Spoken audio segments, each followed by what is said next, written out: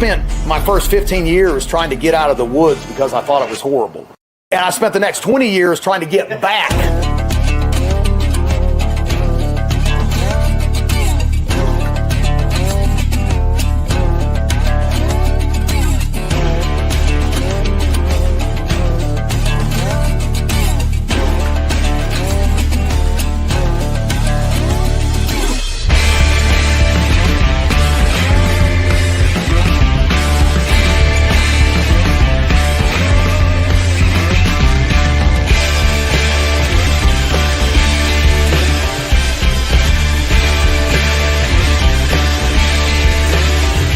The truth of the matter is we need to be well-rounded individuals like our forefathers were.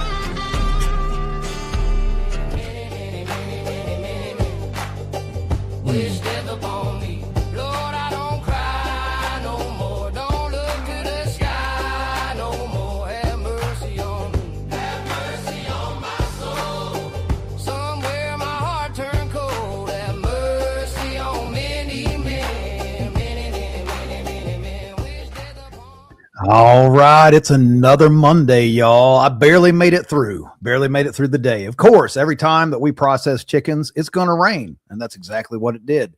But of course, being in the preparedness business, we were prepared, put our tents up, got everything. So we did, what did we end up doing? 72 chickens and a turkey is what we did. So welcome, guys. Thanks for joining us here on Memorial Day. And let me first take a minute just to express my gratitude for being able to sit here and chat with y'all at the expense of those great men and women who gave the ultimate sacrifice so that we could have the freedoms to do these type of things and enjoy just kicking back in each other's company on a live like that. So thank you to all those men and women, and you were not forgotten. So moving on, guys, welcome to everybody here in the house. We got some eyeballs up in there. Please hit the thumbs up, the like, share, subscribe. Give us some love there on FB and YT land with all the higher powers that shouldn't be. We got Joey in the house. What's going on, Joey? And of course, the man, the Russ of Oz behind the curtain, pulling the levers and pushing the buttons. A big thank you to him as well. Up there in the comments, we've got Guy, Christy. I still haven't mailed off your book, by the way, Christy. It's sitting right here next to me. And the reason I forgot. And but I will get that. I will get that to you. I will get that in the mail here very soon. Tonight's guest, if you've got a question, let's do Russ, let's do hashtag off grid. Let's just do hashtag off grid. And if you've got a question for our guest tonight, let's talk. Let's get the laundry done first, guys. Let's get the laundry done first. So this episode brought to you by Mountain Readiness West. We go into Montana, y'all, and it's going to be awesome. If you have not got your tickets, look, it is a long drive. I get it. It's like 36 hours for me, I believe. It's going to be quite the trip, but 1 hour from Glacier National Park.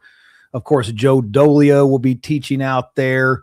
80 acres, live fire range. I mean, we've got all the amenities. We're going to be eating elk and moose and chicken. We've got a ton of classes piled up. I'm going to be getting those out to you guys so you can check them out here soon.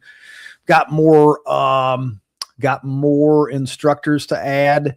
Just talked to a couple companies who are going to be throwing us some really awesome gear to raffle off, give away, do all the things out there as well.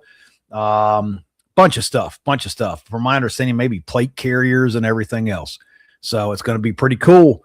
Also, Mountain Readiness Fallout. No, I did not get it live like I said I was going to, but it will be live this week. We're going to do that thing October the 23rd through the 25th, because you all told me, I asked, I was like, should we do this the weekend before the Cyber Health Summit? And the people spoke and they said they wanted it before. So we're doing it before. So we've got October the 23rd through the 25th Fallout, when we're going to hang out, do all the things. Tactical Rifleman will be back at this one too. Emery will be there. Carl will be there. The whole gang, everyone will be there. And then, of course, Monday, we're going to do the little flip flop and we will go right into the Sovereign Health Summit. And of course, the Sovereign Health Summit, that there is our way of bringing the best in the world, literally the world, speakers in the alternative circadian health realms from all over the world. Barbara O'Neill being the headliner of this, along with Dr. Tenpenny, Dr. Lee Merritt, Jonathan Otto, Dr. Ely, AJ Richards from the field, my partner and good friend, Billy Bond with Permapastures Farm.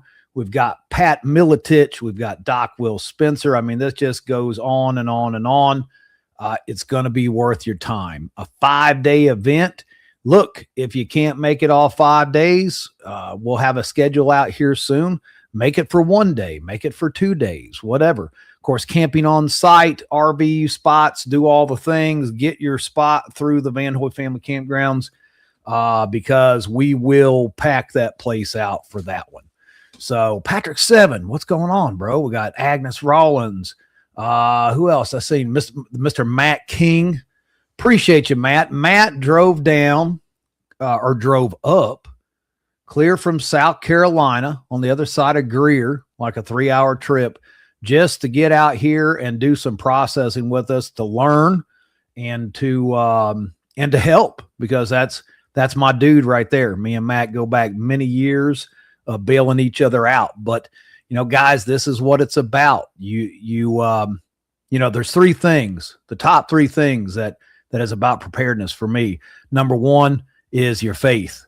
And second is your health. And third is your community, because the lone wolf thing, it don't work. It does not cut it. And, you got to have people that can work. And yes, there is live stream for the Sovereign Health Summit.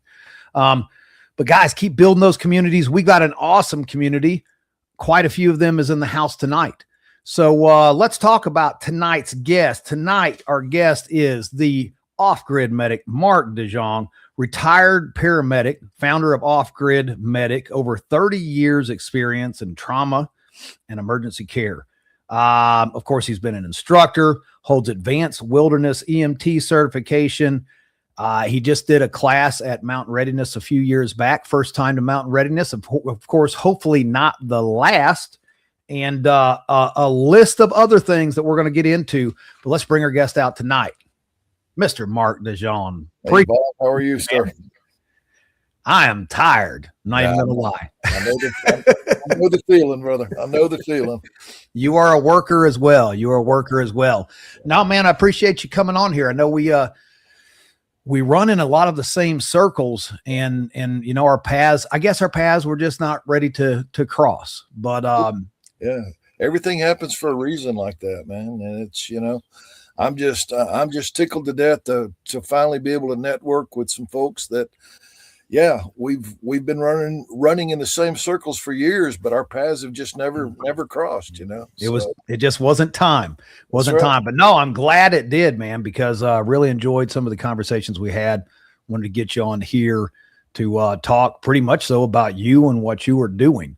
And of course, you know, Mountain Readiness, it looked like you had a good time. Mm-hmm. And amongst like-minded individuals. That's why I try to tell everybody, man, is, you know, I can't even count how many times I get these comments and they're like, I don't want to come to the event. I don't have time for that. I don't want to, you know, be around people. One of the posting I did here a couple weeks ago, the guy was like, I have everything I need right here. And me and the family, well, we're going to be fine. You know, I'm like, let me know how that's going to work out. You know what I mean? You know, I literally did that. I remember 15 years with my father and, you know, younger brother and sister and mother. And that is a lonely existence, even when you have family there, you know, much less just by yourself, but even a family, like the development, you know, your children's development. That's what I like. Look, guys, your children are going to grow up one day. And we left home And, I left home when I was 15, and I went footloose and fancy free. I went from being stuck in the backwoods, not knowing anything, to partying till the cows come home. Cause never seen anything like it. Big cities, Detroit, Chicago, all over the United States doing stupid stuff. I think, I'm not saying you should expose your kids to a bunch of messed up stuff, but I do say expose them to like-minded people, their children, so that as they grow, they have people to relate to. Wouldn't you agree with that? Well, it's kind of funny because you and I are both from areas that have got really high concentrations of the Amish community in it. And, the Amish, whenever the kids turn, 16, 18, something like that. Sometimes even 13, 14. They literally send them away and they tell them, we don't want to see you for a year. Yeah. After a year, you come back, and if you're ready to come back to us, we'll take you with open arms, Yeah. Yeah. That is actually not a bad template to work off of, man. It's really not, No.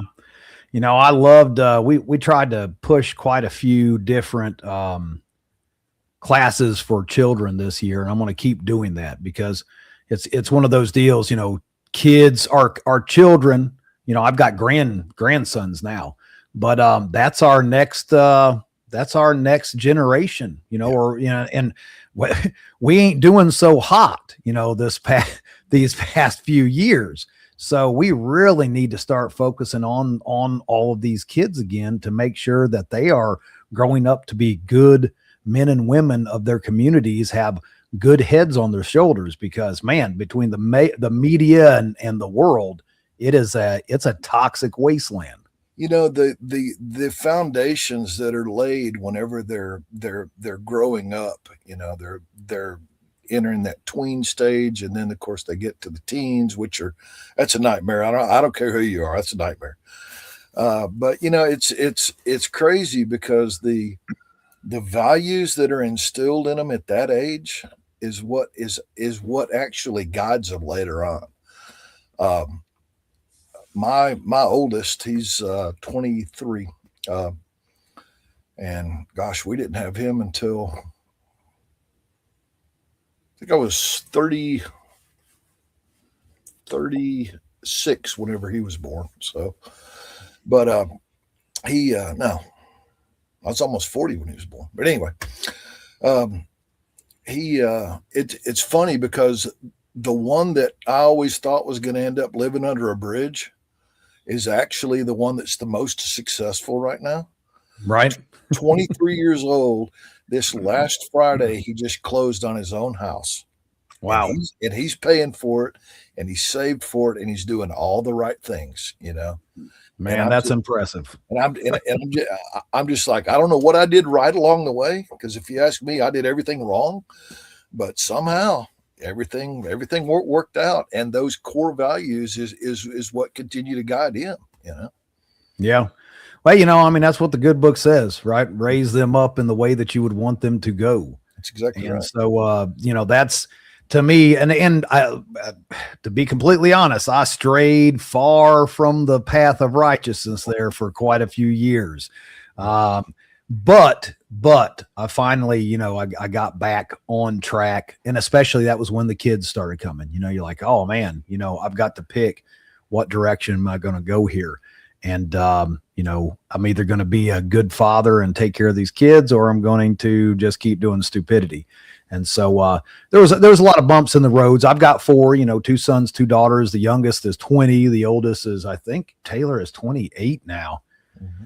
Yeah. 28. And, the 2 grandsons and, my 2 boys are right there in the middle, but they've all, we had a few bumps in the road. You always do. And I can't say anything to them, because I was just the biggest jackass in the world for many years. Right. Quite a few of those years, they even saw some of those jackass years. Unfortunately, it's just how it goes. Yeah. And, or at least it did for me. But, everybody's on track. My oldest daughter is of course homeschooling the 2 boys. My youngest daughter is getting ready for college. Both my boys did exactly what I told them not to do, which is become mechanics. And, I said, don't do it. Don't touch that wrench. You know, as a mechanic, heavy truck mechanic myself for 30 years, it's like, don't do it. And they both did. They both got into the mechanics trade. So I don't know. I guess that's just one of those things when you're a guy and you're exposed to turning a wrench on trucks and stuff like that. I had them boys out there wrenching on trucks and cars and on a job site, you know, cutting siding and hanging soffit and roofing. And of course they do the same stuff. But man, let's talk a little bit about the Off-Grid Medic and kind of, everybody's got that backstory. Everybody's got that story of their roots and where they came from. So let's start off with, where did you come from, and we'll kind of, work towards the Off-Grid Medic part of your life as we move on through the show. Yeah. So, let's see, born and pretty much raised about the first half of my life in northern Alabama, out in the middle of nowhere. Ended up right after the textile industry collapsed here in the South, and everyone who was involved in textiles made the transition over to plastics. My dad ended up getting a job up in Connecticut. So when I was in the 7th grade, we ended up relocating from Gunnersville, Alabama to just outside of Hartford, Connecticut, which was, I think that was a culture shock, number one. You know what I mean? Man, that's a culture and weather shock. Yeah. But, stayed there for, maybe 3 years or so. And then ended up, he got transferred again, ended up in northern Indiana, graduated high school there. Talking about kids, how they always do what you don't want them to do. We did all the college campus visits and tours and everything else. And the day I turned 18, I went down to the recruiter's office and put my name on the line, man, So ended up joining the Navy, stationed aboard the USNS Mercy hospital ship back before it was even commissioned. So I'm a plank owner on the Mercy. We got shipped over to the Philippines. So it took us about 3 weeks or so to sail over there. And we ended up basically hopping village to village to village, giving free medical care to the indigenous people. It's kind of a deal that President Reagan and President Aquino had worked out as a way to keep our bases there. And one of the things that I really fell in love with there was just how simple and how resourceful the culture is there. Not necessarily in the big cities. The big cities are trashed everywhere you go. But I'm talking about, the folks that literally live in a bamboo hut on the side of a hill, Right. Go into some detail on that, because is that kind of where you got your roots for the whole off-grid, the love of the off-grid life, kind of the survival thing? Yeah, that's literally where my passion for medicine and for just simple living actually fused together, That culture, they don't waste anything, including old duck eggs. I don't know if you've ever had balut before, but it's I've seen it, and no thanks. You got to do it once. No, I don't. I've seen enough. Yeah. But no, ended up coming back from the Philippines and then stationed at Northwest Regional Medical Command in Oakland, California. I was out there in 89 whenever the Loma Prieta earthquake hit. That was the one that hit during the World Series. And, of course, the locals were just completely overwhelmed. So they ended up calling in the military to help out with that. And got out of the service, went back to college, got my degree in emergency medical services. Started off as a little EMT, worked my way up to intermediate at the time, which is now advanced. And then all the way up to paramedic, and then field training officer, lieutenant, captain. And whenever I finally said, you know what, I'm hanging up my stethoscope, I'm tired of this mess. I was actually the director of emergency medical services and the deputy director of emergency management for a very rural county just outside of Columbus, Georgia. So that, I mean, that's where you made your mistake right there, getting into that boss man job. Because, welcome to management. Exactly man, right, man. Exactly right. You know, every time it's, I was a field technician for years, and then I would always end up getting bumped in. If you work hard and you do a good job, all of a sudden the company says you're a manager. right. Like, you don't have the option. Like, if you're a good employee and you show up on time and you do good work, you're going to be a manager. It's just the way it's just the way it goes. And the job always goes sideways for me. When I took that management position, because the sad part is, and people, I don't know, I'm sure a lot of people have been in management positions, but for me, the hardest part about being a manager is dealing with people. That's the problem. Like, and I don't even understand it. I oversaw close to 100 service trucks, multiple states. And, I had all these guys that are grown men, and at any given time I had one guy, low jacked, all the trucks are low jack, GPS trackers, stuff like that. All of a sudden I get this ping on my phone. I pull it up, and I had a guy down in, outside of Charleston, South Carolina, and he's clear up the coast all the way up to almost Maine with the service truck. He's going to go see his girlfriend for the weekend. I wish it was that. Like, I would have been cooler with that. I call him up and I was like, hey, look, man, like, what are you doing with the service truck all the way up in Maine? He's like, well, I have a storage unit up here. I got to get my mattress and a couple stuff out of the storage unit. I said, I would have bought you a damn mattress. I said, you just spent like $800 in fuel for a mattress. He's like, well, I didn't have the money for a mattress. I was like, well, now you ain't got the money because I'm taking out your check for that fuel. But once again, dealing with people, and that's where it all goes sideways. So you did 2 years in the Philippines. And so what did that look like? I mean, were you back there in the bush, like just in the middle of nowhere for most of that 2 years? Yeah. I mean, a lot of the villages that we went into, they were, honestly, a lot of them, they hadn't seen the quote unquote white man since World War II. There were a lot of places that we went into there where, the villages still got the old wall around the outside of it with rusty nails and broken glass sticking out of the mortar. And it's, wow. I was actually working small boats there.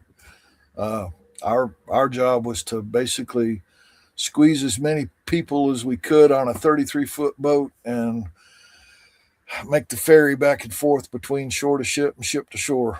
Just one trip after another, after another, after another, after another. Lot of really exotic things in those tropical environments, man. Not only exotic bites and stings and plants that if you look at them wrong, you end up dying, but a lot of birth defects, a lot of cleft lips. What do you think that is? Like, I've noticed that too, just watching documentaries and stuff like that. I mean, is it just the diet, like, or the lack of nutrients, or? I believe that it's a combination of genes and a lack of nutrients. I really do. Right. I really do. Yeah. But yeah, a lot of pediatric patients. One of the ones that got assigned to me to make the trip, and again, you're in a 33-foot boat, in 4-foot seas, right. You're getting the hell beat out of you anyway. Somebody gave me an infant, I don't know, probably 4 or 5 months old. It was actually born with no ribs. Wow. What? And it was like trying to hang on to a worm. There was like no structure. Yeah.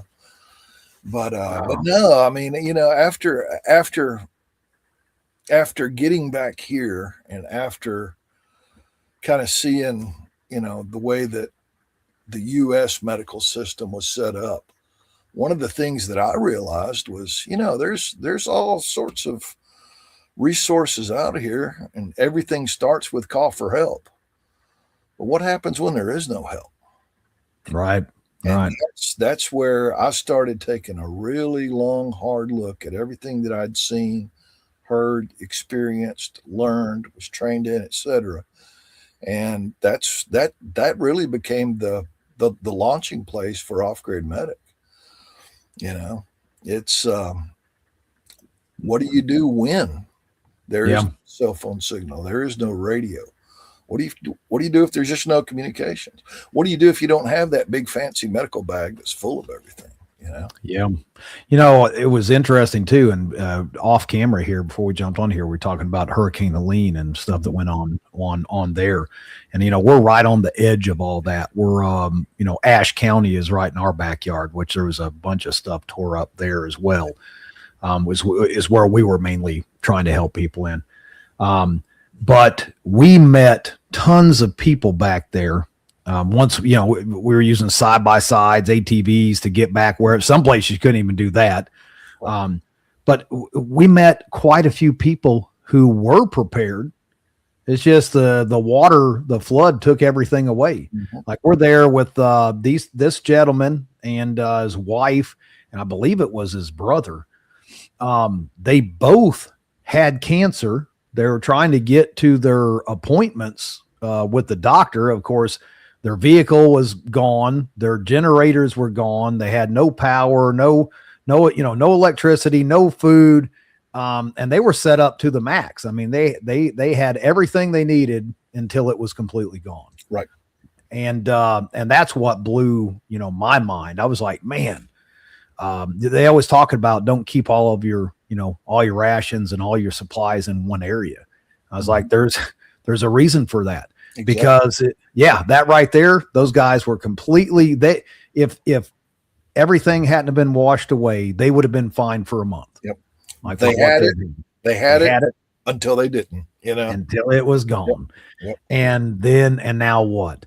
And so that community thing, I keep beating it in everybody's mind. Man, I don't like people. I'm just going to be honest. I just don't like, most people put a bad taste in, I'm just, even going into town, like, my wife, Amber, she doesn't like me going to the grocery store with her because after about 5 minutes, I start cussing. I start oh my gosh, these idiots, what are all these people staring at me for? Yep. And she should be the one that is like that because, all the law enforcement and military and all that. But I start getting all, puffed up and it's just not my thing. But at the same time, like today, like we did, over 70 chickens and a turkey and all that. We had our good friend Sean Tall Mullins from the Farm and Forge. We had Matt King. We had some friends of my wife's over, and we just knocked all that stuff out, just quick, fast, in the hurry. And we do the same thing for our friends as well. Hey, you need a hand, you need a tool, you need whatever. That's a super important part. But let's get back to what you were saying. So back from the Philippines, now you've done a little bit of off-grid living too yourself. Oh yeah. Yeah. And that's, it was a, let's just call it a turbulent time in life. We've all been there, but it was, what? I wanted to see how long I could actually make it on a 1 pound bag of rice and a 1 pound bag of pinto beans. Right. And I got the answer. And I did, you know what I mean? What is the answer? I got to know. I made it a week, bro. A week. That's not bad for carbs. That's not bad. I was supplementing with some squirrel meat wherever I could find it. But, it was a time in my life where I really didn't have really a lot of connections with anything. I had stepped back out of that public role as a, EMS administrator and had kind of put Off Grid Medic on the back burner a little bit because, I needed to do some of my own personal development on the backside. And, it was kind of like the story from the Bible. I went, I did my, it wasn't 40 years, but, I did, 16 months. Love it. Absolutely love it. Even now, I guess my wife will see whenever I kind of start getting a little bit antsy and I get that glazed look in my eyes. She's like, you need to go to the woods for a few days, don't you? And I'm like, She's like, okay, no worries. Bye. Come back. What's today? Friday. I'll see you on Thursday next week. And I'm like, good. Copy that. So, But Amber always, she does the same thing to me. You know, I'll start getting all weird. And she's like, you need to go see Alan. Talking about Alan K. She's like, you need to go down and see Alan. Y'all go hike that mountain or something. Just get out. I'm like, I don't want, you got all that. She's like, no, you're hindering me. You need to go. Yeah. So that's how I get. But that's I had the same thing happen. I left my career, a few years ago, and it was just, I was peopled out. I just had to check out. And I think, I'm not even kidding you when I say, I think for a month straight, I just sat there and stared at the floor. Like, I didn't even know what I went from. High energy, high output, nonstop. Day starts at 4 a.m., ends at like midnight, 7 days a week. When you're operating at that no downtime, and then you pull it all out away, you yank the rug out from under you, and then the quiet. I'm just like, what do I do? Big time. And so it took me.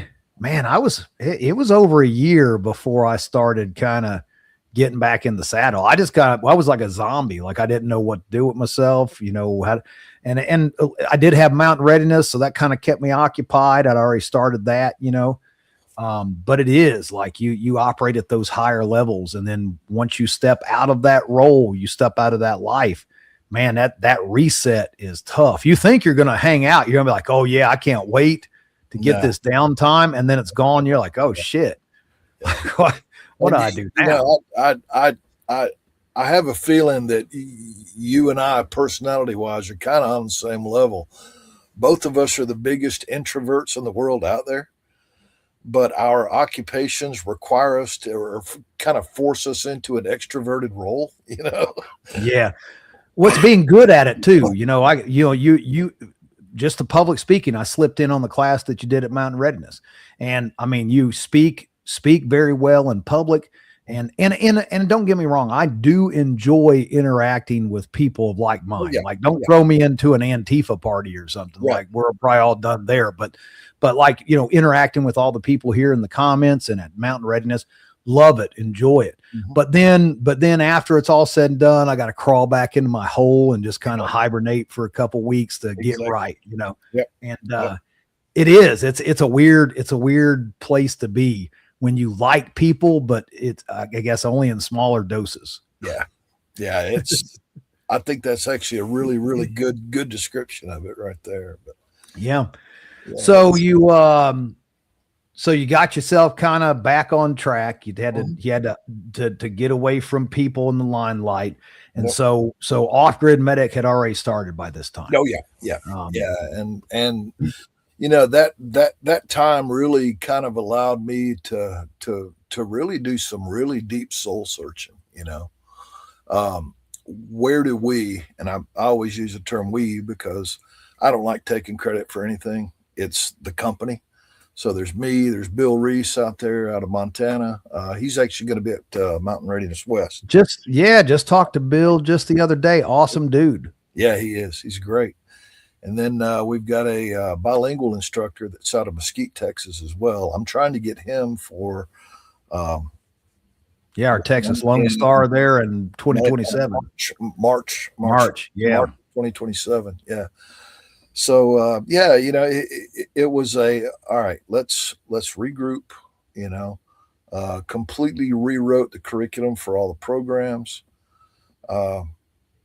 did a lot of research on what everyone else was doing out there, which is, it's almost laughable because one of the things that you find whenever you start to go down the information rabbit hole with this amazing topic called wilderness medicine is that there's so much bad information that's just been regurgitated over the years. And I will be the first one to put my foot down and just say no more. You know what I mean? No more. We are not going to teach it that way just because that's what everybody else does. We're going to put in the dirt time. We're going to test it. And if it doesn't work, we're going to say it doesn't work, and then we're going to come up with a better way to do it, you know? I mean, let's talk about, you did a class, medical mentality is medical kit mentalities for mountain readiness. So, and you even said, you were like, man, you know, this could step on a few toes. And I was like, man, I don't care. Like, so, but, you know, go into a little bit of detail about what we're talking about here, where, you know, if it doesn't work, it doesn't work. Quit regurgitating the same garbage over and over again, just to look cool. So, well, I mean, give us an example of that. Well, you know, like the medical kit industry, and I'm just going to throw out that really broad term, has done a wonderful job at convincing people that the more you carry, the more prepared you are. And they actually reinforce that by selling kits that are calculated, or that are basically sold based on the piece count. And this is something that's really unique to medical kits. But you aren't straight up told that a 300 piece kit's better than a 200 piece kit, because the contents really won't withstand the scrutiny. But it's definitely implied. And a 500 piece kit's better than all those. So, you know, yeah, I get to doing some analyzing. Okay, paramedic. Let's see, what's in my medical kit? Well, if I'm working as a medic, a street medic, my medical kit's $250,000 worth of high-tech equipment in a big metal box with blinky lights on it bouncing down the road. If I'm working as a contract medic, everything fits into a 47-liter stat pack. If I'm working, if I'm just out in the middle of nowhere by myself or with a couple other people for, you know, a week or so, then everything fits into a Ziploc bag that fits in a trouser pocket. So what's that kit look like? Like, because I'm sure everybody out here, because I even see Matt King, he said, you know, what's your EDC? So like that throwing that into the cargo pocket, I mean, what does that consist of? So you have to kind of change your thinking a little bit. All right. It's not what you carry, it's what you can treat. Okay. And in medicine, we kind of use these silly little acronyms sometimes because things can get really crazy really quick. And we're not exactly the brightest bulb in the box, so we use things like A, B, C, D, you know, things like that. But now one of the biggest ones is A, B, C, D, E. And so this is, you know, either one or a combination of two or more of these. This is what kills people. And I would challenge anybody to come up with a cause of death that is not related to problems with airway, breathing, circulation, disability/deformity, or the environment. Okay. There's not a cause of death out there that does not fit into one of those 5 categories. So logically, what should our kit be able to treat?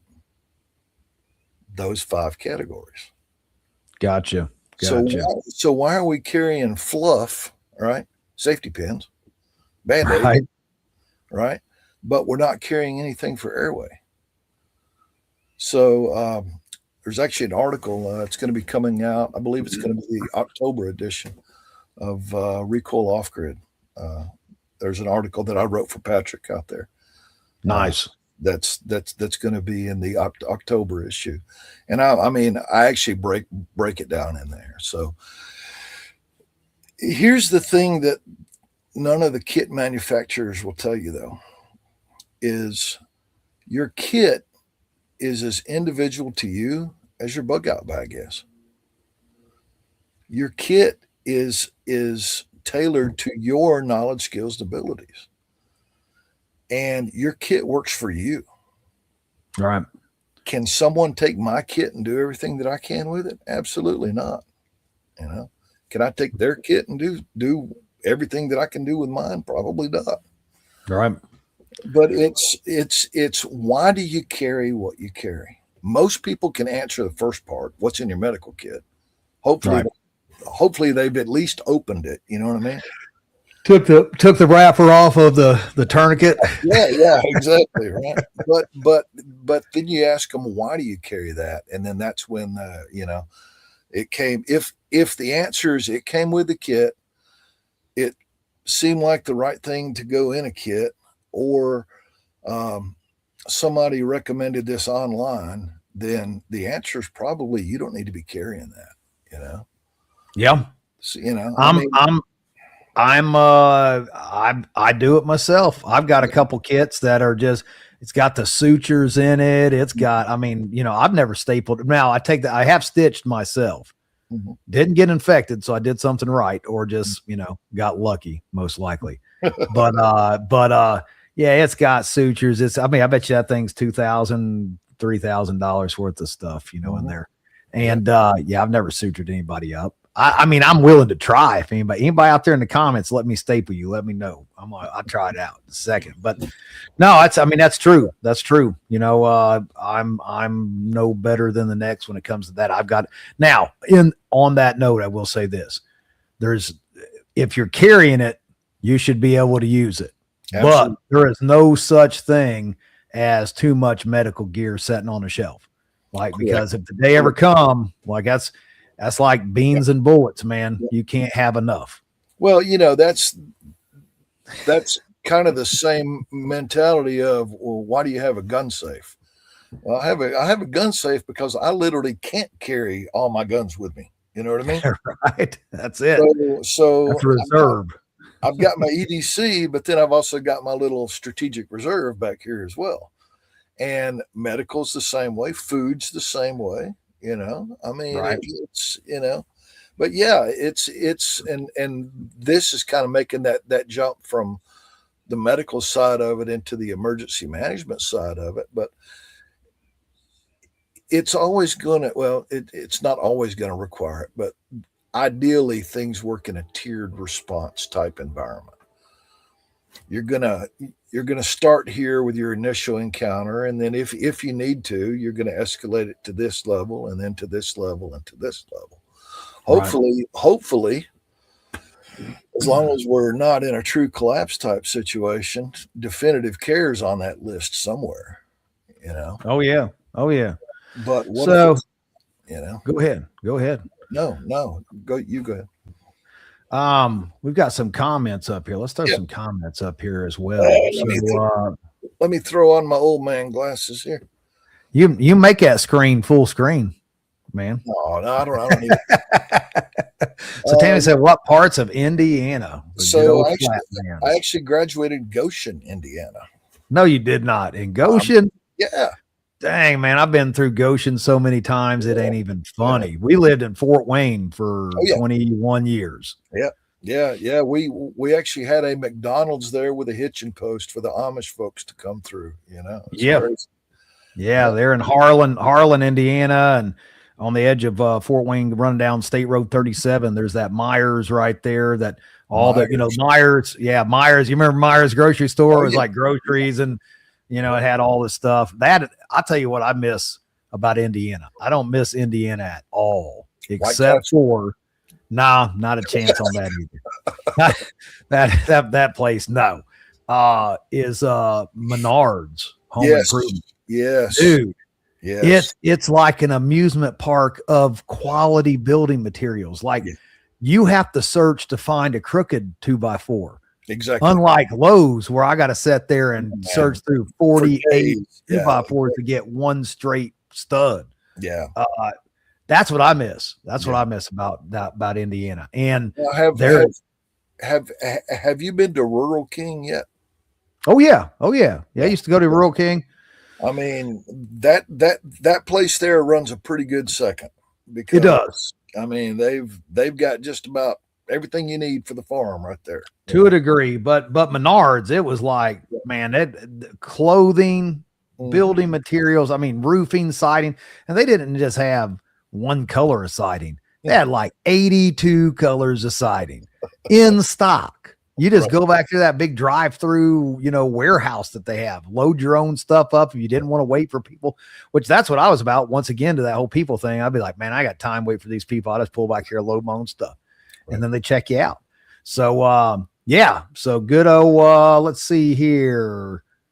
I have all my guys on the crew carrying tourniquets, make them practice with them at least once every couple weeks, turn into a game to see who can go faster. That's awesome, dude. Absolutely. Yeah. That is absolutely critical. Just to kind of give you an idea, and I don't want to get too far into the weeds here, but true uncontrolled bleeding, if the artery is big enough, and this will just, it's an extreme example, but I want to show you how the math works. Okay. Right. Average adult, somewhere between 4 to 6 liters of blood in their body. All right. Right. So that's between 4,000 to 6,000 milliliters if we do that whole metric system thing. Average heart rate in an adult is 60 to 100. So just to keep the math simple, we're going to use 80. All right.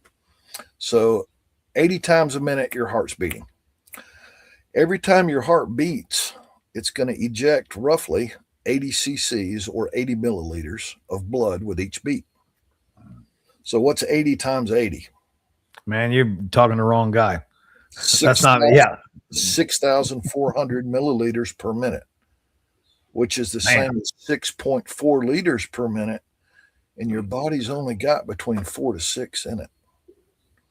So you got theoretically, if you just crunch the numbers, and granted, that's an extreme type example, but you can literally you'll be in cardiac arrest in 30 seconds and dead within 45.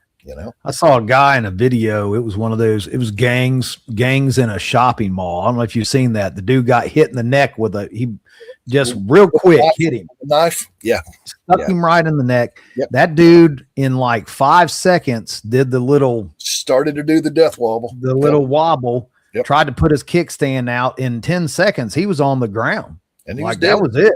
Dead. And then, just that quick. Quick. Yeah. So, Chuck over, Chuck Peoples over at Homestead Medical. I know that he goes out. Yeah. Self-Reliance Festival and stuff like that. He's been out to Mountain Readiness as well a few times. Thanks for joining in there, Chuck. Hope you're doing all right, man. Hey, good, dude. 30 seconds. Chuck says, yeah. Happens quick. And Patrick, he said, especially in construction field. Doing all the time man, I've seen so many stupid things we had a guy cut his wrist with cutting asphalt shingles and sliced his wrist clean through. That was pretty fun. Seen some crazy stuff on construction. Oh man, one of the very first calls that I responded to as a medic, it was in rural Alabama. And I remember it was a really cool December morning, kind of a heavy dew in the air, heavy fog in the air. We got a call out to a construction site. They were putting in a water treatment facility. And we got out there, and there's this guy. He's shaking left and right. You can tell he's not the patient, but he's going to be a close second here in a minute. Right. And look down in the hole, and apparently, the guy that was up on the top of the hole and the guy that was in the hole, they were using a partner saw with a diamond blade on it to cut 20-foot concrete pipe. And for whatever reason, the guy had taken the guard off. Oh, man. When that saw kicked back, it went right through this part of his jaw, went right through his neck, and right out the center of his chest. And honestly, I bet there were 2 drops of blood outside of his body. It happened that quick. Wow. But still had his eyes open, had one glove off, one glove on. Yeah. And, it literally just takes that. That's Stuff kicked back. I've seen all kinds. It was not a fatal, but it was bad. We were decking out a basement. It was when I was working for the Amish. I was like 18 at the time. It was cookie cutter houses all down a street, out by Auburn. We were close to Auburn, Indiana. Mm-hmm. And, we're decking the top of this basement. Well, the plumber had decided he wanted to get in early and put some scabs in, get a jump start on the job. So we're running the auto belt fed screw gun, with the decking screws that are like 2.5 inch decking screws.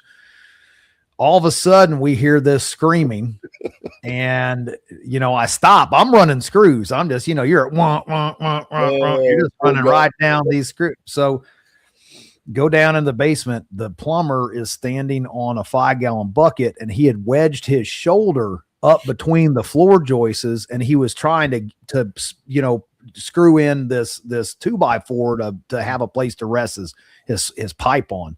Yeah. And I run 2 screws into his shoulder blade before I heard him scream. Wow. So what do you do at that point? Well, you unscrew them because they're threaded into his shoulder blade. So I had to go up top and back these, not one, but 2. He had 2 inches of screw in his shoulder blade. It slipped off and went right into him. So I bet you didn't do that anymore. Regenerative orchards, what's going on, man? Tim, if you guys are into propagating trees and learning about all that kind of stuff, fruit trees, this is the man. Check him out. Facebook, Instagram, TikTok. I actually met Tim on TikTok. He did a video, and it's a big world, but it's a small community. It is. You know what I'm saying? And Tim knew Billy Bond, and he'd been to Self-Reliance Festival. Of course, he knows Chuck Peoples. They've all, it's just amazing how people just it's that small of a community, really. And so thanks for tuning in, Tim. Appreciate you. And hit me up because I want to know if you are available for October for the Fallout. Love to have you come back down and teach again. That was great class. And I planted your fig last week and it is doing phenomenal. So I've got, man, love the figs. Love the figs. But we've rocked through this hour quick. Let's talk about Off Grid Medic LLC and like what you guys do. Because you guys travel around as well. Oh yeah. So we teach 2-day and 7-day programs that basically specialize in wilderness medicine. The 7-day program, it's pretty intense. It's 7 days, 80 hours. We bring in a helicopter. You get the absolute, it's like drinking from a fire hose, man. The 2-day program, though, don't let it be deceptively simple because it's not. We it's almost a disservice to call it a wilderness first aid program, but the problem is without calling it a first aid program, you're not going to get anybody to sign up for it. But we are going so far beyond first aid that it's almost a disservice to it. But yeah, we teach 2-day and 7-day programs. Headed out to Colorado here. We've got a base camp right at 10,000 feet out there. I'm headed out there June the 8th, I believe. Be out there for about 3 weeks. We've got wilderness first aid programs. That's the 2-day class. We've got 2 of those that are on the schedule. November, first weekend in November, and I believe first weekend in December. Both of those are on the website now. So if anybody who's watching is actually interested in those, shoot me an email down there. You can go to the website and get to us from there. Shoot me an email that says that you watch this program, and I will shoot you a discount code. And because we need to take care of each other out here. You know what I mean? Absolutely. Yeah. And guys, scan that QR code, take you right to the site. The Russ of Oz back there puts those together for us. So don't let Russ do all this work in vain when we throw those up there. Scan those codes and then star that website and keep it there. Even if you aren't going to go to the one next month or whatever it may be, keep that there. I star all kinds of websites because I come back to them all the time. Like, oh yeah, let's see it, So scan that thing, star it, and keep it in your community because that's what it's about. Let's just ask this real quick. When you're talking about wilderness survival, I mean, what's your take on having the handkerchief and the makeshift tourniquets and all that kind of stuff. Do you get into that stuff or no? We actually demonstrate why they don't work. Be Okay. honest, because there is a lot of that out there, man. They're man. like, oh, you can use this and wrap it and put a stick in it. And, I mean, how often? So you're saying most often more than not, you're just wasting your time. Well, I mean, you have to try to do something, but if you consider yourself a person who is truly prepared, and if you consider yourself someone who's trained, then to me, you should be responsible enough to carry at least one commercial tourniquet. Right. Because, all right, I'm going to count to 30. Okay. Walk out the door and try to find me a green stick that's not going to break. Right. You got 30 seconds. Yeah. And exactly. your heart and elevated heart rate. Yeah. And tunnel vision starts tunnel to vision. set in, Yeah. But I mean, we teach the mechanics of how to do it with the understanding of this is an absolute last resort and it's probably not going to work. Right. Commercial tourniquet's the way to go. What's your or do you just have different ones for different things? Soft T, what's your tourniquet? What's your one you pack everywhere? My EDC, I'm actually using the old Rev Medics Parabelt. Okay. And the reason that I use it is because it's multifunctional. Not only is it a commercial tourniquet, it also holds my pants up. Nice. So, it's kind of one of those things. So I don't even have to think about, okay, I want to make sure it's there, Right. I literally wear it. But then I will also carry a cat with me everywhere. And, the commercial medical industry it's $1 billion a year industry, folks. And because of that, there's so much, there's so many copycats out there. There's so many product knockoffs out there. If you're going to carry a commercial tourniquet, please do your patient a favor and actually go to the manufacturer of that tourniquet. If you find a screaming deal on Amazon, it's not the real deal. Probably not. Yeah. I bought a couple carabiners, that's supposed to be rated for, doing rope work and stuff like that off of Amazon, And so I just tested them out, just played around with them. And these things come apart like almost instantly. I'm like, oh, that would have been awesome going down the side of a mountain. So you're telling me Temu stuff doesn't work then, is what you're saying? I would not recommend it. Right. I mean, it's just your life, right? Exactly. So, Gary, howdy, man. You're catching us at the last few minutes, but hey, at least you showed up. Appreciate you coming on.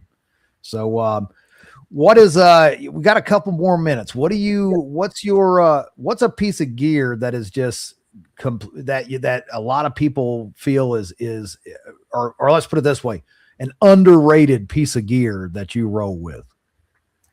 A Ziploc bag. Man, that's a good one. I don't think anybody's ever said that before. You know why? It's the container for my pocket kit. Right. Okay. So right there, it already has function. It's clear. I can see the contents of the container without having to dig into it. Okay. It is a hot pack. It's a cold pack.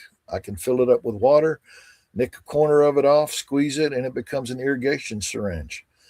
You get a open pneumothorax, right? The old classic sucking chest wound. You know what? In a pinch, it's an occlusive dressing. It works. Tape that bad boy down and just be prepared to burp the pressure, obviously. Right. One of the biggest things about Ziploc bags that I like is I will wear a commercial medical glove on my non-dominant hand. Okay. But I'll slide my dominant hand inside of a Ziploc bag. I can still check a pulse. I can still do everything, all the interventions that I need to do. But when it gets all bloody and nasty and dirty, I can slide my hand out of it, use a phone, take notes, grab gear, and I'm not and then when I'm done, I can slide my hand back up inside that Ziploc bag again. You can't do that with traditional gloves. Once you take them off, they're done. That is, yeah, that is true. So, That's true. You could even have your bologna sandwich and chips staged in there. Yeah. Grab you a couple of chips, reach Yeah. back in, do a couple things. And how many people do you know that walk around with a backpack on that do not have at least one Ziploc bag in that bag, in that No, kit? that's true. You I have multiple. Yeah, multiple. So to me, I'm like, well, that's going to be part of my medical kit right there. That's awesome. I'm going to eat your Cheetos, and then I'm going to use the Ziploc bag to save your life. Nice. I love it. I love it. Yeah. Man, it's been a pleasure. It's been a pleasure, absolutely. Mark. I appreciate you coming on here. I'm looking forward to many more conversations, many more mountain readiness, and getting out to do one of these classes with you, because that's where I get to have a little fun, at the events. I just kind of just run around with like a chicken with my head cut off. And then I try to catch up with everybody after the fact. But man, I appreciate it. And we've got to do it again. Looking forward to hooking up with Bill too there in Montana. That's going to be a really cool event. And we talked for about 20-30 minutes good. the other day. So great dude. Great conversation. He's getting some class stuff together for me. It's going to be a good time. I wish you could make it. I wish you could make it as well, man. I know it's the whole Colorado thing and back and forth and all that kind of stuff. But throw that up there one more time, Russ, for anybody that didn't get a chance to scan that. Guys, scan that QR code. Check out Off Grid Medic. And what do you want to leave us with, Mark? Oh, if you're not 100% both petrified and confident in your medical skills, I don't care where you get your training from, just get some training. Honestly. Amen to that. Amen to that. You heard the man, y'all. Get out there. It ain't just about putting holes into stuff. You got to learn how to plug them too. So that's it. Until next time, y'all know the drill. Stay safe, stay ready. We'll see you next Monday. Appreciate y'all.